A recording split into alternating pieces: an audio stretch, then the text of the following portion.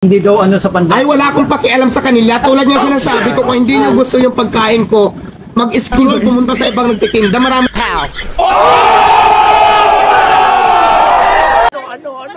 Ano ang sa inyo? Natamimi kayo, ano? Good morning mga idol! Kumusta pong lahat? It's me, Dugong Pinoy. Nagbabalik po mga idol. So, for today's video, samahan nyo ako na i-react itong ating bagong nakitang video courtesy by pinasikat muli dito sa kanyang video na talagang Diwata Paris Overload. Sinagot na itong si Ogie Diaz patungkol sa komento ng kanyang kaibigan na hindi raw kasundo ang panlasa ng Paris ni Diwata. Tara mga idol, panoorin natin. Bago ang lahat mga idol, sana huwag niyong kalimutan mag-like and subscribe sa ating YouTube channel. Let's go! Ayan, Ogie Diaz. Ayan. Mayawain ng mga... Oh, yun. Nakakita ako nun. Na hindi daw ano sa pandemya. Ay, wala akong pakialam sa kanila. Tulad nga sinasabi ko, kung hindi nyo gusto yung pagkain ko, mag-scroll, pumunta sa ibang nagtitinda. Marami naman kami dito nagtitinda. Di ba? First time namin kumain, Hindi ko yung pinipilit. Marami naman kainan eh, di ba? Tinay-top na namin, Sinasabi nila na hindi pasok sa panglasa. Ay di maghanap ka ng pasok sa panlasa. Problema ba yun? Maghanap ka ng pasok sa panglasa mo. Huwag mong ipilit sa akin kasi yung tindahan ko, hindi ko naman siya pinipilit. Sa may gusto lang. Diba? Maliwanag naman yun eh. Pinos naman sa social media. Marami naman yan dito. Sa akin lang talaga, kung hindi mo gusto yung lasa, hindi mo gusto yung tindahan ko, lalong-lalo kung hindi mo gusto. Ang dami dyan. Hindi naman tayo magtinda ng Paris. Marami. Super dami. Yes. Lalo na ngayon. Tumawid lang sila, may. Yan po mga idol, no, ang pahayag ni Diwata Paris Overload na kung hindi naman kasundo at ayaw naman nila sa parisan ni Diwata, wala namang problema, no? Hanap sila ng iba. Hindi yung, eto kasi si Ogie Diaz sikat naman to at isa ito sa, I think manager ito eh. Pero alam naman natin nakakaumpisa pa lang si Diwata, no? Sisiraan natin, hihilahin natin pababa. Nako naman Ogie Diaz.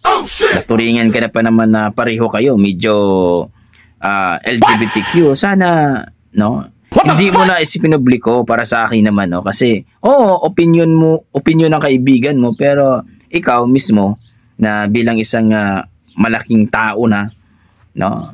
Sana hindi na, kumbaga hindi na minidya pa, ni sokmid pa. Kasi, siyempre, kahihiyan yun. Imagine, malaking pangalan si Ogie Diaz. Siyempre, kasiraan din yun. Pero, ganun pa man mga idol, maraming supporter si Diwata. Maraming tayong naniwala. Kasi nga, 100 pesos po mga idol. Solid ka na. Unli rice ka pa. Unli tubig. Paris, tapos may sabaw pa. Unli sabaw pa. Saan pa kayo? 100 pesos lang. Tapos sisiraan nyo pa ang bagong negosyo ni Diwata. Nagtatrabaho po ng patas yan mga idol. Grabe. Ito naman si Ogie Diaz. Papapil din to no?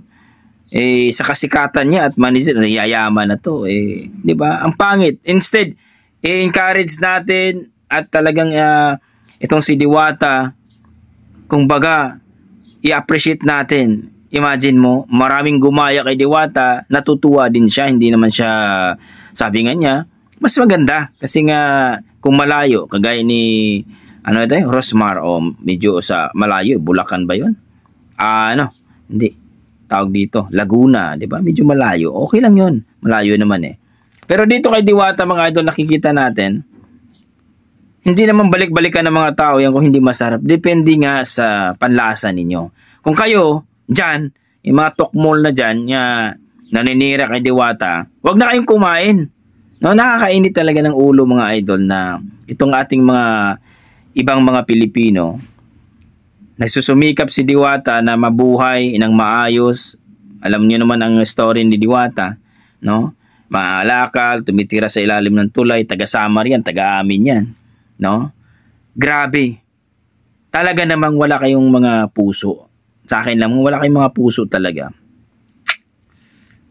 Ganun ba talaga tayo? Hindi ba tayo matuwa na kung alanganin kayo sa pera, di kumain kayo dyan kay Diwata Paris Overload. 100 pesos lang. Magkano yung rice ngayon? Unlimited rice pa. Matindi naman kayo. So hanggang dito lang mga idol, masasabi nyo dito, please comment down below mga idol para ay ating pag-usapan. Basta support tayo kay Diwata para sa supportan natin si Diwata, ang ating nag-iisang Diwata dyan sa Parisan ng Pasay. At salamat Diwata kasi maraming na-inspired sa iyo at maraming humanga sa iyo. Basta ano lang, huwag mong pansinin yung mga pokmol na yan, yung naninira sa iyo. Alam mo nun, basta Waray, Bisaya, ay malupit yan pagdating sa hamon ng buhay. Maraming salamat mga idol at God bless po. Ingat po kayo lagi. Basta